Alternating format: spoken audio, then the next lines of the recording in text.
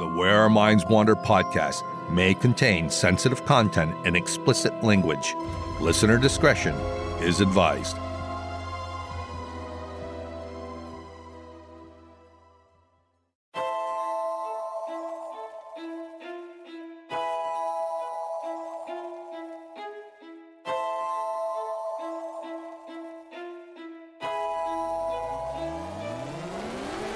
Greetings, fellow wanderers, to the places our minds wander. The house at the end of the dirt road, where disembodied voices whisper and strange sounds make the living shiver. Where shadows lurk at the edge of the woods, just outside your back door. And mysterious lights speed beyond reason across the clear night sky. Odd events throughout time that lead you down the rabbit hole. I'm Wes. And I'm Beth. And this is Where Our Minds Wander. Hello and welcome to Our Minds Wander, all you fellow wanderers. Thank you for joining us. Hello, everybody. Well, we got something a little special for all you fellow wanderers this week. Beth and I have been pretty busy with doctor appointments and trying to do some summer things together before school starts again. So we thought that we would release one of our prior premium bonus episodes that had been put on the back burner for quite a while. We never really put it out. So we thought it'd be fun to release this. Yes, and everybody gets to hear it for free like a normal episode. Yeah, it's different. It's interesting, informative, and it's fun. We had a lot of fun with this episode back when we first started. Yes. And if you don't mind, just disregard the part at the end where we say, join us next month for an all-new premium bonus episode. We'll be back next week with a regular episode. Yeah, as always, we're not going anywhere. We're going to still put out weekly episodes. So sit back, get comfy, and I think you're all going to enjoy this one. We thought we'd return to our favorite era. Those wacky and wonderful Victorians. Only this time, we wanted to focus on their ideas about sex. When you think about all those petticoats, bustles, long skirts, and neck-high collars, I think we all assume that their sex lives were as constricted and straight-laced as their corsets. And in a lot of ways, they were. They had so many rules. Being proper was a sign of good breeding, which is ironic since with so many rules, you'd think people would have had trouble breeding at all. So tonight we thought we'd start off with some of the things that some Victorian men and women believed about sex, and then we'll talk about how it really was. Plus, we're going to get into how one member of the royal family embarrassed his mother, Queen Victoria, with his unacceptable proclivities. We've already mentioned all the tightly laced and buttoned layers that a Victorian woman would wear. If all you listeners closed your eyes and pictured a Victorian-era woman, we bet that you'd probably picture the same thing. And if you pictured her face, it's probably framed by very long hair that's piled up on top of her head into some sort of bun. Every photograph or portrait of a woman from that time certainly proves that most of them used that hairstyle. Well, Victorians were big on expert opinions, and the more they read, the more they believed. So it may have made quite the impression when Dr. John Cohen said that these women's hairdos made women horny. I'm sorry. It's just the way you said it. I think certain hairdos can probably make you horny. The women themselves, though? I mean, I guess if women are attracted to women, they might find hairstyles on women attractive. But anyway, go ahead. The way women styled their hair upswept into tight buns was too much for their brains to handle, causing them to focus on baser instincts. He said, quote, "This great pressure of hair on the small brain produces great heat in the part, increasing blood flow to the brain sex center and causing a chronic desire for its sexual exercise. It's pretty ironic, right? Since we already established that that's how 90% of them styled their hair. So I guess the question is whether or not most of them knew that it was allegedly causing them a spiked libido. I mean, I know for me, all a tight bun does is give me a headache. That's it. I can see where it would cause a headache. Well, yeah, because it's pulling, maybe not a headache, but it certainly hurts after a while. By the way, all those experts who were writing about sex were writing under the strict assumption that sex only happened between married spouses of the opposite sex. It's important to keep that in mind, that as far as they were concerned, only married people were doing it. Or maybe that was the only way they could write about it and still be considered acceptable to members of society. I'd assume writing about premarital or extramarital sex was way too taboo back then. And of course, there were people who preferred same-gender partners, but we'll get to that later. Anyway, another belief, which came from French physiologist Dr. Eugène Beclard, was that sex, remember, within a marriage only, he said that sex cured disease. He said, quote, "Maidens suffering from peculiar diseases as nymphomania, uterine epilepsy, green sickness, which is mostly the result of love, virgin convulsions, etc., should be married as soon as possible, for marriage is a certain cure in these complaints." End quote. Wow.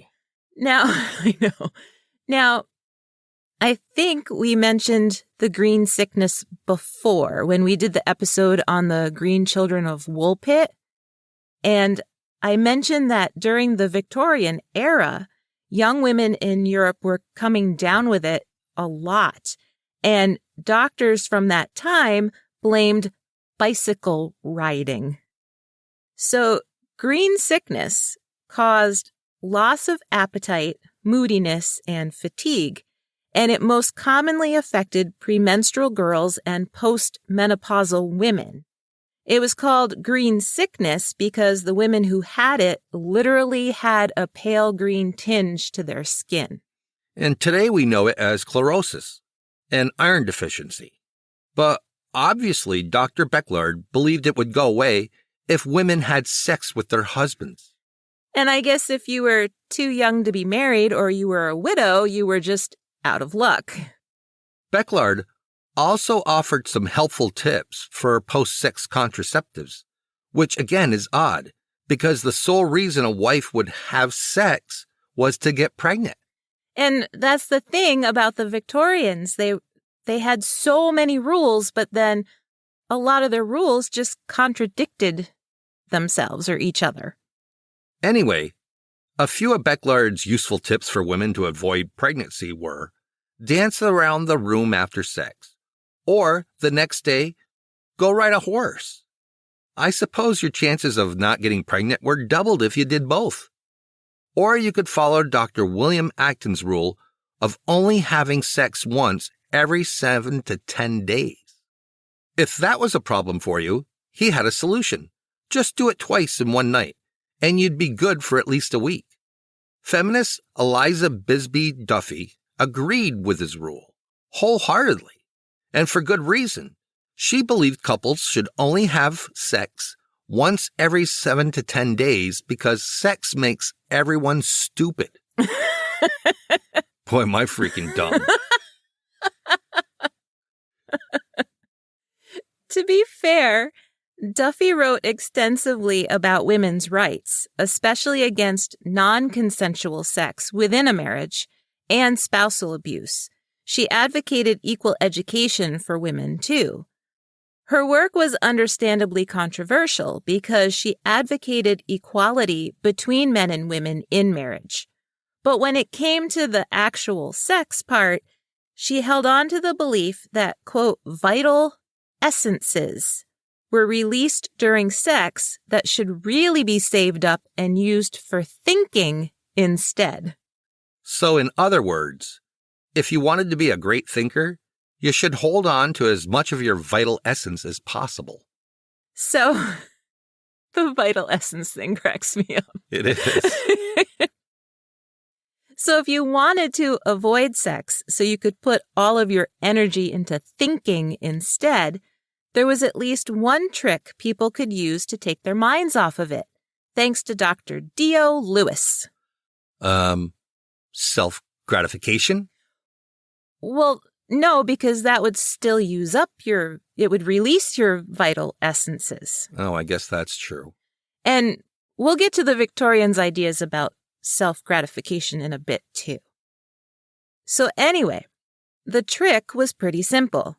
You take a deck of cards, and you write one word on each card.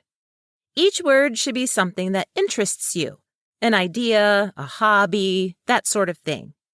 And when you find yourself in an amorous mood, and it's not twice-a-night sex night, you just shuffle the deck, pick a random card, read it, and voila! You have something else to think about. Well, what if all your hobbies have to do with sex? Then you're SOL. If the card thing didn't work, you could just eat something or plan to eat something. Doctors Jaffaris and Nicholas explained that you absolutely should not engage in intercourse either 30 minutes before or 30 minutes after a meal. Oh my God. So you could always just tell your spouse that sex is off the table because you plan on having breakfast or lunch or dinner or second dinner or a snack on the table in about half an hour.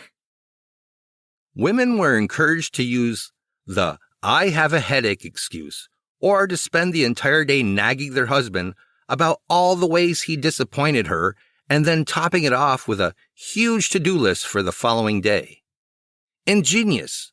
First, she belittles his manhood, and then she gives him so much to do that he's just going to want to go to bed early. It's too bad that the Victorians back then didn't realize that sex helps take your headaches away. I think that's a fallacy. I don't think that's true. Women were caught in a constant state of being either too much or being too little.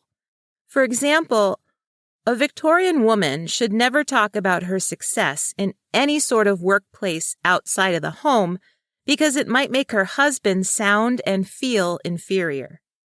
A woman must have perfect hygiene, but not too perfect, or she might make other people feel inferior. She should be fashionable, but not to the point where it strained her husband's bank account. And she should be pretty without using any makeup, but not too pretty, otherwise she might be seen as easy. That's a lot to live up to. It's a lot. What if you're just ugly? I don't know. You gotta have makeup. When it came to sex, women were instructed by etiquette author Ruth Smithers to, quote, give little, give seldom, and above all, give grudgingly. Otherwise, what could have been a proper marriage would become an orgy of sexual lust, end quote. Wow, an orgy of sexual lust. I love the give grudgingly part. Here, but I don't really want you to have it. Oh my God. If your husband tried to kiss you on the mouth, Smithers directed women to, quote, turn her head slightly so that the kiss falls harmlessly on her cheek instead. And God forbid he should have any other ideas about where to kiss his wife. Smithers had absolute instructions for that horrifying possibility too. She said women should yank their skirts back down, leap from the bed, and announce her need to use the toilet. And under no circumstances should a husband ever see his wife naked. But on the flip side, if Victorian women were too naggy or too prudish, they had no right to be upset if their husbands found sex elsewhere. So if the nagging and the honeyed to-do list seems too harsh, a tactic, a woman could always hope that her husband would injure himself and the darkened bedroom, since you should never, ever leave any lights on. Otherwise, he might see his wife's naked body. But regardless, sex was had in your darkened bedroom only. Why? Because sex had no purpose but procreation, and if you did it somewhere else in the house, well, your children would be born with all kinds of physical ailments. For example, if the bedroom was becoming dull and your husband suggested doing it on the stairs, well, don't do it, because your child would likely be born with a crooked back. And God forbid you both enjoyed the encounter, the sex of your child was directly related to which one of you enjoyed it more. So if you wanted a boy, make sure your husband was more satisfied than you were. If you wanted a girl, then ladies, it's your satisfaction he should be after, without seeing you or kissing you anywhere other than on the cheek. Oh my God. Now, to be fair, not just women were bombarded with conflicting messages about sex. Men were too. And men were offered far more aggressive means of hanging on to their vital essences. There was one device called a juggum penis. It's way funnier sounding than it actually was, because it was a metal ring encircled with metal teeth. I'm sure everyone can tell where we're going with this, but a man would slip it over his penis before bed at night. And if he were to have any impure thoughts or dreams, the teeth would cut into him and discourage any pleasure. And if that was too hardcore for a Victorian man to contemplate, he could always avoid certain foods. Swiss neurologist Samuel Auguste Tissot recommended avoiding the following aphrodisiacs: mustard, gravy, pepper, tobacco, wine, cider, and beer. Jesus, he couldn't have anything. Well, it's just a funny list. Like, I don't go around going, oh, wow, I want some mustard on my hot dog. Okay, I won't go there. I want some mustard on my sandwich, but I won't have it because mustard is an aphrodisiac. Like, who would think mustard is an aphrodisiac? I have no idea. Inventor and former sanitarium manager Harvey Kellogg had an even better idea. And we've talked about Kellogg before as well in another episode, but in case you missed it, during his days at the sanitarium, Kellogg was disturbed by the amount of masturbation going on amongst the patients. Obviously, he connected masturbation to mental health issues. He made all kinds of efforts to stop patients from self-gratification, including removing meat from the sanitarium menu, administering yogurt enemas, demanding vigorous exercise, and attaching electrified cages around patients' genitals so that they were shocked, literally, anytime they tried to touch themselves. Oh my God. Yeah. So apparently none of these things worked. Which hopefully means he stopped doing the electric cage thing because that's just disgusting. But anyway, his conclusion was that the desire to masturbate was directly related to, are you ready? Oh, I'm ready. Bread. Since it was a known inflamer of the humors, if he made bread out of corn, which didn't put your humors all out of whack, the problem would go away. His cornbread baking turned into something we've probably all eaten at least once in our lives before catching the school bus. Kellogg's Corn Flakes. So, yeah, Kellogg's Corn Flakes were invented as a way to make Victorian-era people less horny. I never liked Kellogg's Corn Flakes. Well, now there's a reason. Or now you know the reason. Now, you would think that all the Victorian-era experts would be anti-sex, but that would be too easy. Of course, there were those who stood on the other side of the issue and said, no, this is all nonsense. You should be having intercourse. Well, at least men should be. And here's why. First, if you don't, your non-exercised organ will shrivel up and... fall off? God forbid.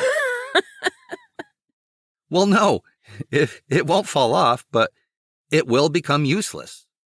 Dr. Orson Squire Fowler warned that not enough sex would eventually cause shriveling, and moderate amounts will keep it just right.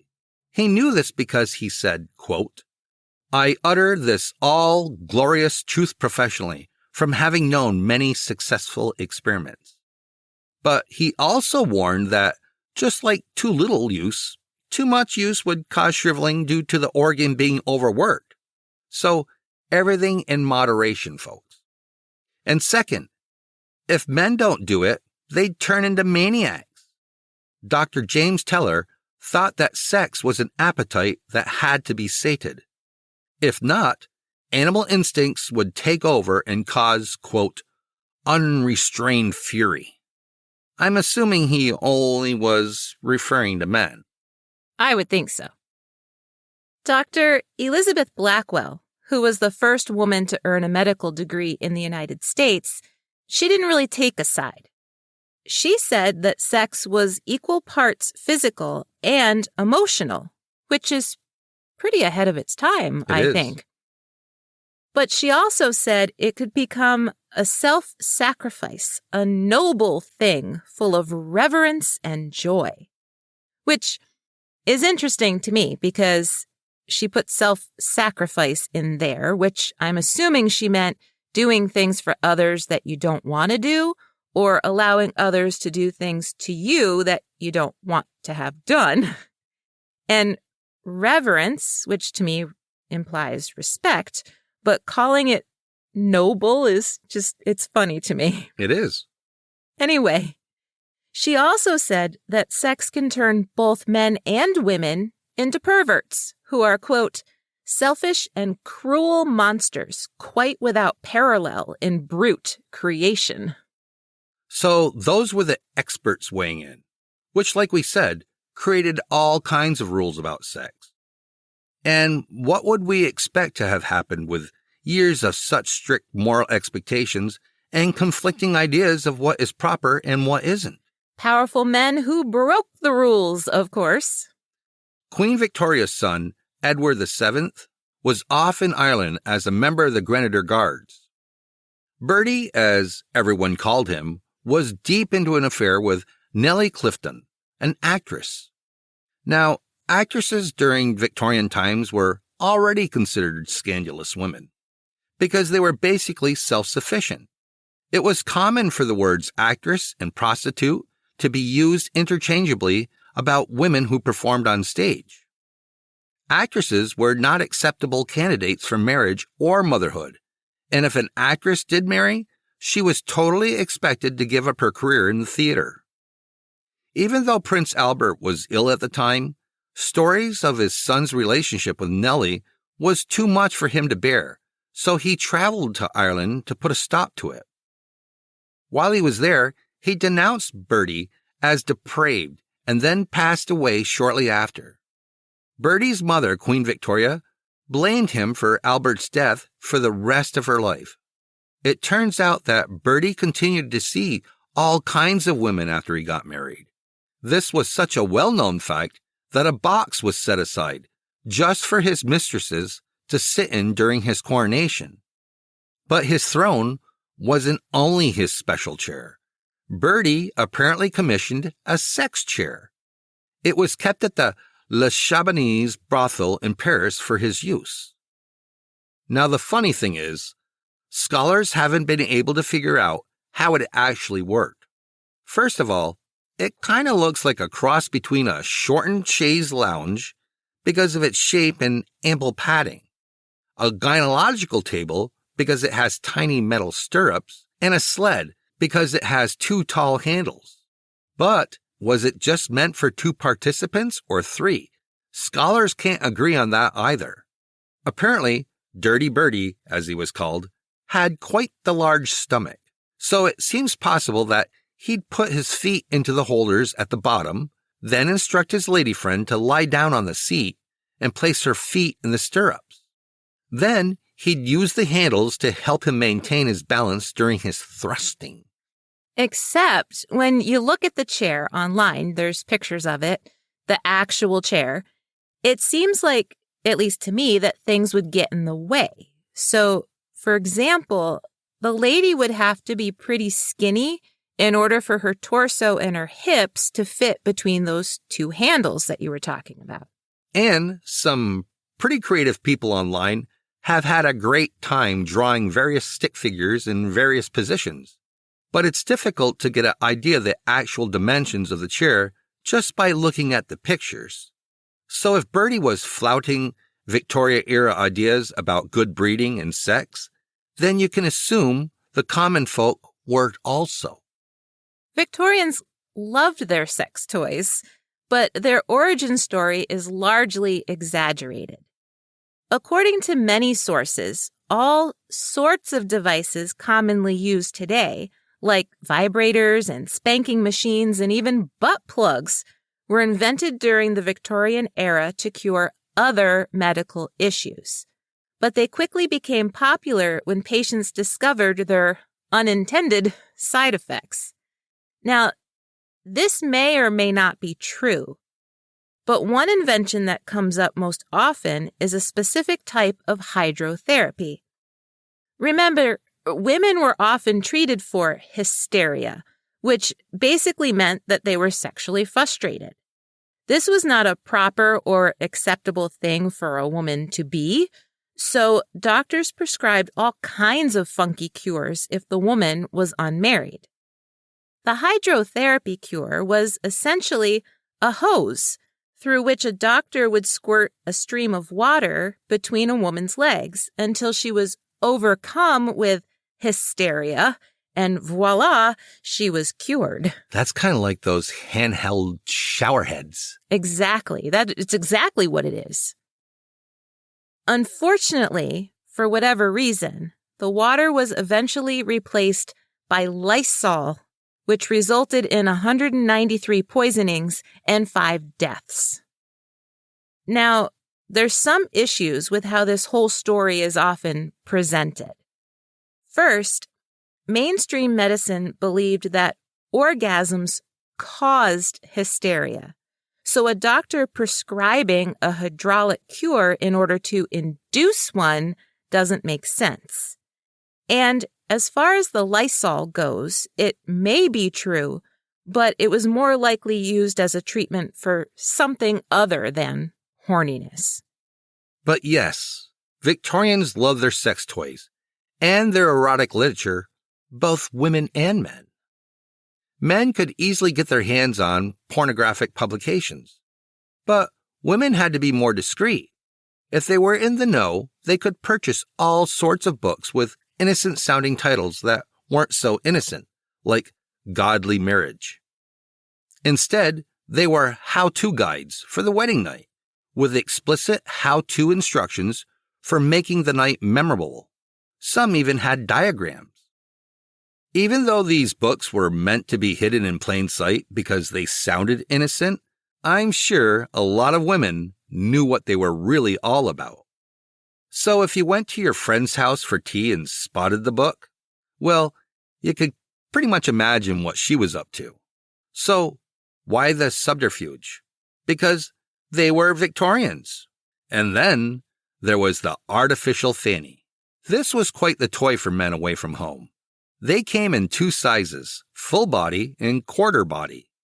They could be folded up small enough to fit inside a gentleman's hat, but when inflated, they could provide many evenings of fun for the overnight traveler.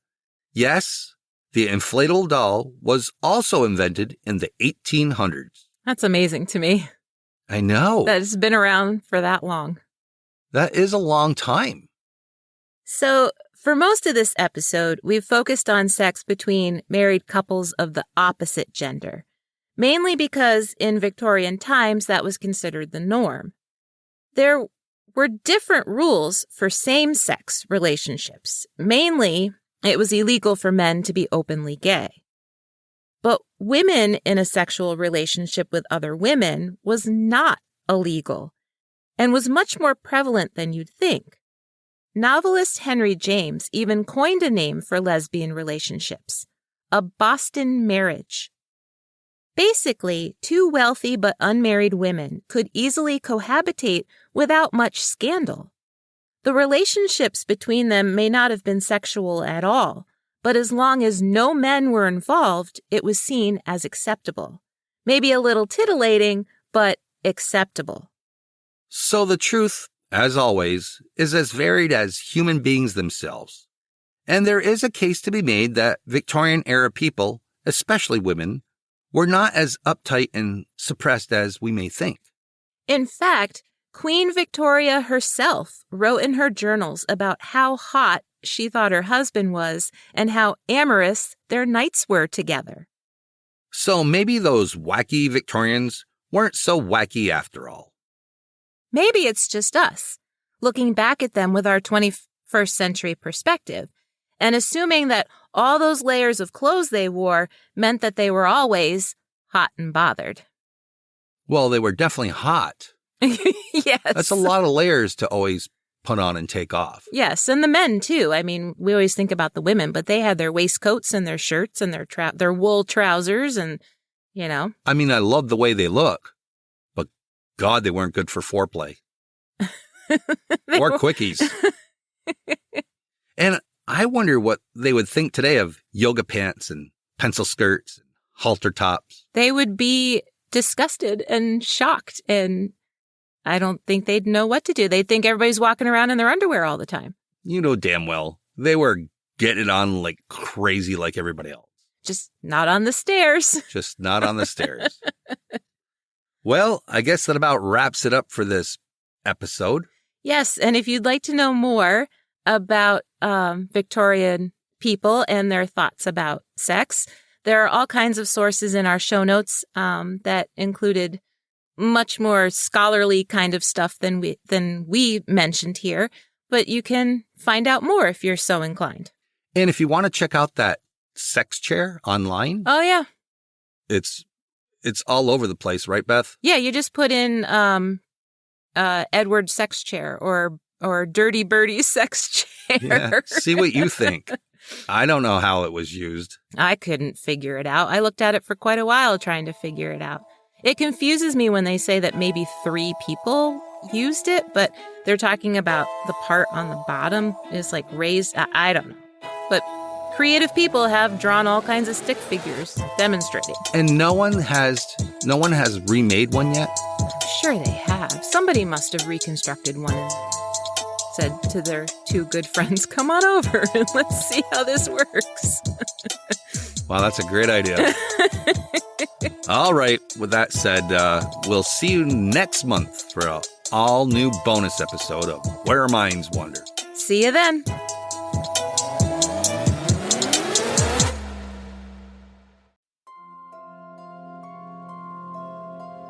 Thank you for joining us. We look forward to traveling with you again to the places where our minds wander. If you like what you heard, please take a moment and provide us with a 5-star rating and a comment on your favorite listening platform. It really helps us move up the list and become more visible on the podcast charts so new people can find us. And thank you all for your continued support. See you next week for an all-new episode.